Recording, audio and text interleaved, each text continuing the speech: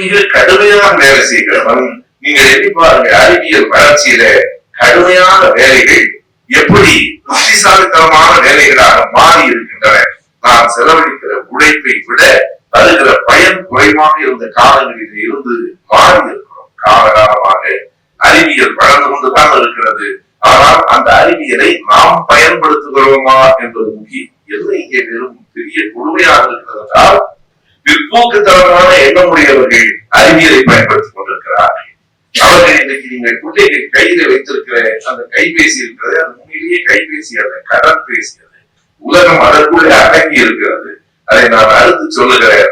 அந்த கைபேசியில பிள்ளைகள் ஒரு விளையாட்டு பார்க்கிறார்கள். பார்த்த போது எனக்கு அதிர்ச்சியா இருந்தது. ஒரு பாத்திரத்துக்கு அவர்கள் பெயர் வைத்திருக்கிறார்கள் சோட்டா பீம் என்று. சோட்டா என்றால் சின்ன என்று பொருள், பீம் என்பது பீமனின் சுருக்கம். அவர்கள் மகாபாரத கதையை இந்த ஒரு அறிவியல் வளர்ச்சியின் மூலம் சொல்லுகிறார்கள். ஒரு சின்ன குட்டி பையன் குண்டாக இருக்கிறான், அவனுக்கு பீமன் என்று பெயர். அவன் சின்னதாக இருப்பதால் சோட்டா பீம் என்று சொன்னால் பிள்ளைகள் விரும்பி பார்க்கிறார்கள். நாம் ஏன் நடுவரைக்கும் பெரியாரையும் சாப்பினையும் நம்முடைய பிள்ளைகளுக்கு கொண்டு செல்வதை நீங்க சோட்டா பீமை பார்த்து அவன் படிக்கிற போது நீங்கள் மகாபாரத கதையை பார்த்து அந்த பிள்ளை தெரிந்து கொள்ள மாட்டார். ஆனால் கையிலே இருக்கிற விளையாட்டின் மூலமாக அவனுக்கு அது போய் சேர்ந்து விடும் என்று சொன்னால் நாம் கடுமையாக உழைத்தால் போதாது, புத்திசாலித்தனமாக அடுத்த தலைமுறையிடம் கொண்டு போய் சேர்க்க வேண்டும். நாம் ஒரு உலகத்தில் இருக்கிறோம், பிள்ளைகள் இன்னொரு உலகத்தில் இருக்கிறார்கள். எண்ணி பாருங்கள், இன்றைக்கு இந்த கைபேசியை பயன்படுத்தாத மனிதர்கள் பிள்ளைகள் உண்டா? நான் அண்மையிலே கூட ஒரு சின்ன காட்சி பார்த்தேன். கணவனும் மனைவியும், அதாவது இரண்டாக அதை பிரித்திருக்கிறார்கள். இந்த கைபேசி வருவதற்கு முன், கைபேசி வந்ததற்கு பின் என்று பிரித்திருக்கிறார்கள். கைபேசி வருவதற்கு முன்பு கணவன் வேலைக்கு வருகிறார், மனைவி வரவிருக்கிறார். 2 பேரும் பேசிக் கொண்டிருக்கிறார்கள். இவள் அவனுக்கு ஊட்டி விடுகிறாள், அவன் இவனுக்கு ஊட்டி விடுகிறார். 2 பேரும் ஒருவர் மகிழ்ந்து கொஞ்சிக் கொண்டிருக்கிறார்கள். இது கைபேசி வருவதற்கு முன்பு. அடுத்த காட்சி வருகிறது கைபேசி வந்ததற்கு பின்பு. கணவன் கதவை தட்டுகிறார். அவன் அந்த கைபேசியை பார்த்துக் கொண்டே வருகிறார். மனைவி அதை பார்த்துக் கொண்டே கதவை திறக்கிறார். அவன் பாட்டுக்கு போகிறான், இவள் இருக்கிறார். சாப்பிடும் போது 2 பேரும் கைபேசியில இருக்கிறார்கள். தூங்குகிற போது படுக்கைக்கு போயும் நம்மில் பலர் அதை பார்த்துக் கொண்டுதான் தூங்குகிறோம். இந்த 2 மனிதர்களும் ஒரு வீட்டில் இருக்கிறார்கள், வேறு வேறு உலகத்தில் இருக்கிறார்கள். எனவே பிரிந்து போய்விட்டார் என்று வருத்தப்பட்ட அந்த செய்தி சொன்னாலும் எதை நாம் மறுத்துவிடக் கூடாது என்றால், கைபேசியின் பயன்பாட்டை குறைத்துக் கொள்ள வேண்டும் என்பது சரி. கைபேசியை தடுப்பது என்பது அறிவியல் புறம்பானது. இனி இயற்கைக்கு மாறாக நம்மால் செல்ல முடியாது, வேறு வழி. அதனை சரியாக பயன்படுத்த கற்றுக்கொள்ளுங்கள். கைபேசியை சரியாக பயன்படுத்த கற்றுக்கொள்ளுங்கள். இன்றைக்கு கைபேசியில வருகிற செய்திகளில் எது கூடுதலாக பார்க்கப்படுகிறது, எந்தெந்த செய்திகள் கூடுதலாக பார்க்கப்படுகின்றன என்ற ஒரு பட்டியலை நான் பார்த்தேன். மிக கூடுதலாக பார்க்கப்படுவது உணவு சமைப்பது எப்படி. நண்பர்களே, ரசம் வைப்பது எப்படி என்று ஒருவர் போட்டிருக்கிறார். 1.25 கோடி பேர் பார்த்திருக்கிறார். ரசம் வைக்கிறது 1.25 கோடி பேர் பார்த்திருக்கிறானே என்றால் உலகம் முழுவதும் ஒரு தேவைப்படுகிறது. உலகம் முழுவதும் நமக்கு தெரியும். வெளிநாட்டில் இருக்கிற நம்முடைய பிள்ளைகள் எல்லாம் கையில அதை வைத்துக் கொண்டுதான் சமைக்கிறார்கள். பெரும்பாலும் அடுத்தது கொஞ்சம் கடுகு போடு, அது பிறகுதான் போடலாம். எனவே சமையல் குறிப்புகள் கூடுதலாக, அதற்கு பிறகு திரைப்படங்கள், ஜோதிடங்கள், பாடல்கள், திரை இசை பாடல்கள் நிறைய போகின்றன. மிக மிக குறைவாகத்தான் பரபரப்பான அரசியல் பார்க்கப்படுகிறது. இயல்பான கொள்கை சார்ந்த அரசியல் குறைவாக பார்க்கப்படுகிறது. இலக்கியத்தை பார்க்கிறவன் குறைவாக இருக்கிறான், ஜோதிடம் பார்க்கிறவன் கூடுதலாக இருக்கிறான். எதுல ஜோதிடம் பார்க்கிறான்? அறிவியல் மூலமாக ஜோதிடம் பார்க்கிறான். அவனிடத்துல அவன் பார்க்கிற மாதிரி நாம் செய்திகளை சொல்ல வேண்டாமா என்பதுதான். அவன் பார்க்கிற மாதிரி நண்பர்களே ஒன்றுதான்.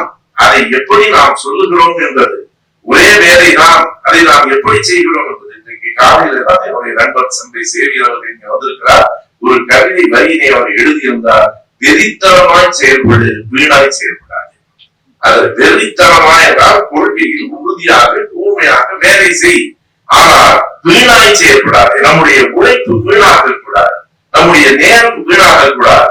எதை செய்ய வேண்டும் என்பதை தெளிவாக புரிந்து கூர்மையோடு செய்ய வேண்டும் என்று சொன்னால் அதற்கு இந்த உலகத்தினுடைய அறிவியல் தொழில்நுட்ப வளர்ச்சியை நாம் கற்றுக்கொண்டாக வேண்டும்.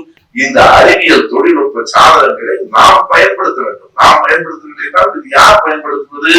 நண்பர்களே, நீங்கள் அறிவியலை எப்படியெல்லாம் அடுத்த தலைமுறை பிள்ளைகளிடத்திலே சொல்லுங்கள். கையில வைத்திருக்கிற கைபேசி வெறுமனே தொலைபேசுவதற்கு மட்டுமல்ல, அது ஒரு காலம். தொலைபேசி என்பது அடுத்தவனோடு பேசுவதற்கு மட்டும். இன்றைக்கு அது அல்ல. இன்றைக்கு அதுல இருக்கிற பல கூறுகளை ஒவ்வொருவரும் பயன்படுத்த வேண்டும். ஒரு நல்ல செய்தியை நீங்கள் பார்க்கிறீர்கள் என்றால் உடனடியாக ஒரு 10 பேருக்காவது 100 பேருக்காவது நீங்கள் அதனை அனுப்ப வேண்டும். அதை பகிர்தல் என்று பெயர். அதில் பெரும்பாலும் வாட்ஸ்அப்பில் நம்மவர்கள் இருக்கிறார்கள். நீங்கள் அதனை தாண்டி ட்விட்டர் என்று ஒன்று இருக்கிறது, இப்போது அது எக்ஸ் தளம் என்று சொல்லப்படுகிறது, இன்ஸ்டாகிராம் ஒன்று இருக்கிறது. இளைஞர்கள் அங்க இருக்கிறார், நம்ம நேரக்கு வந்தா என்ன பயன் இருக்கிறது? இன்ஸ்டாகிராம்ல எல்லாரும் நடனமாடிட்டு இருக்கிறார். இன்ஸ்டாகிராமில் நம்முடைய கருத்துக்களை பரப்புங்கள். இன்ஸ்டாகிராம்ல படங்கள் போடலாம். ஒவ்வொன்றையும் ஒவ்வொரு முயற்சியும் எந்தெல்லாம் நம்மால் செய்ய முடியுமோ அதையெல்லாம் அறிவியல் அடிப்படையில் செய்ய வேண்டும். நான் குறிப்பாக இந்த அரங்கிலே சொல்ல வேண்டும் என்று கருதுகிறேன். இன்றைக்கு வளர்ந்து கொண்டிருக்கிற மிகப்பெரிய அறிவியல் ஆர்டிபிஷியல் இன்டெலிஜென்ஸ், செயற்கை நுண்ணறிவு என்பதுதான் இன்றைக்கு வளர்ந்து கொண்டிருக்கிற ஒரு பேரறிவு. உலகம் முழுவதும் இருக்கிற அறிவு, அதனுடைய பயன்பாடு என்ன என்பதையும் நான் சொல்லுகிறேன். அதை எங்கே போய் தேடுவது? எங்கும் தேட வேண்டாம், கைபேசியிலேயே இருக்கிறது. அது அந்த வாட்ஸ்அப் என்கிற பக்கத்தை நீங்கள் திறந்தால் ஒரு வட்ட வடிவம் நீல வடிவத்திலே ஒன்று சுற்றி கொண்டே இருக்கும். அது ஏதோ திருப்பி பிடிச்சி சுத்தல, ஏதோ ஒன்று சுற்றிட்டு இருக்குதே, அது என்றால் அதை தொடுங்கள், அது சொல்லும். அது ஏஐ மெட்டா என்ற பெயர். அதுதான் ஏஐ, ஆர்டிபிஷியல் இன்டெலிஜென்ஸ். மொழிபெயர்ப்புக்கு பெருமளவில் அது உதவுகிறது. எந்த அளவுக்கு நாம் பார்க்கலாம் என்றால், நான் பேசிக் கொண்டிருக்கிற போதே, பேசி முடித்த அல்ல, பேசிக் கொண்டிருக்கிற போதே அது இந்தியில், மலையாளத்தில், வங்காளத்தில், ஆங்கில மொழியில் மொழிபெயர்த்து அனுப்புகிறது. நீங்கள் சொல்லுங்கள், ஒவ்வொரு அறிவியலின் ஒவ்வொரு கண்டுபிடிப்பு வருகிற போதும் உலகம் ஒரு சுழற்சியை கண்டது. 1835 முதலாக மோர் என்கிறவர் தந்தி என்கிற முறை கண்டுபிடித்தார். ஒரு இடத்திலே உட்கார்ந்து கொண்டு இப்படி தட்டினால் இந்த தட்டுதல் எழுத்தாக மாறி அங்கே போய் சேர்ந்து நமக்கெல்லாம் தந்தி வரும். தந்தி வருகிறது என்றாலே பலர் பயப்படுவார்கள். என்றால் தந்தியில நல்ல செய்தி பெரும்பாலும் வராது. தந்தி வந்தாலே ஏதோ ஆபத்து வருகிறது என்று கவலைப்பட்ட காலங்கள் உண்டு. தந்தியை அதிசயமாக பார்த்தோம். தந்தி வந்தது, தந்தி என்கிற ஒரு புதிய அறிவியல் கண்டுபிடிப்பு வந்தது என்பது ஒரு புரட்சி என்றால் இன்றைக்கு என்ன வியப்பு தெரியுமா? தந்தியே தேவையில்லை என்கிற நிலை வந்திருக்கிறதே இன்னொரு அறிவியல் புரட்சி.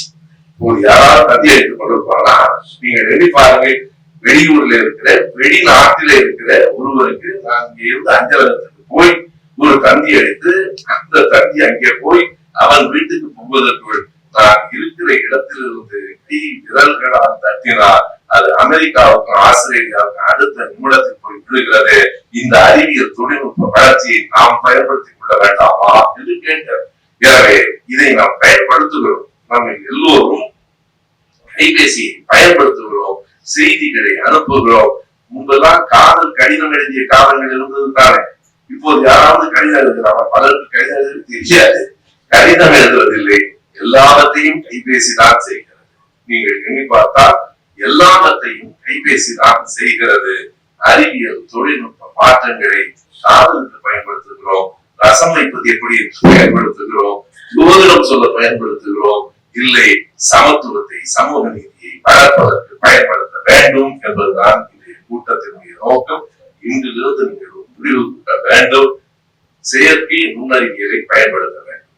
நீங்கள் அதை கூகுள் சர்ச் என்பது நம்மளுக்கு தெரிந்த ஒன்று. அதுல இருந்து ஏஐ சர்ச் என்பது இன்றைக்கு வந்திருக்கிற புதிய செய்தி பயன்படுத்த வேண்டும். இன்ஸ்டாகிராம் என்கிற ஒரு ஆப் என்று சொல்லுவார்கள், ஒரு செயலி. அது இல்லை என்றால் இன்றைக்கே அதை நீங்கள் அதில் பதிவிறக்கம் செய்ய வேண்டும். ஏன் இன்ஸ்டாகிராம் சொல்ல வேண்டும் என்றால், இன்ஸ்டாகிராம்ல தான் இளைஞர்கள் இருக்கிறார். நீங்க அவரை நோக்கி செல்ல வேண்டும் என்றால் அவர் இருக்கிற இடத்துக்கு தான் போயாக வேண்டும். இரண்டாவதாக நீங்கள் இந்த கைபேசி பயன்படுத்துகிறதோடு நிறுத்தி விடாமல் கணிப்பொறியை கற்றாக வேண்டும். நண்பர்களே, கல்வி அறிவு இருக்கிறதா என்று கேட்டோம், காலம் மாறிட்டு கணினி அறிவு இருக்கிறதா என்பதுதான் இன்றைய கேள்வி. கல்வி அறிவுக்கு இணையாக கணினி அறிவு. ஒரு காலத்துல கையால எழுதி கொண்டிருந்தோம், இப்போது கைகளால் எழுதுகிற காலமெல்லாம் தாண்டி போய்விட்டது.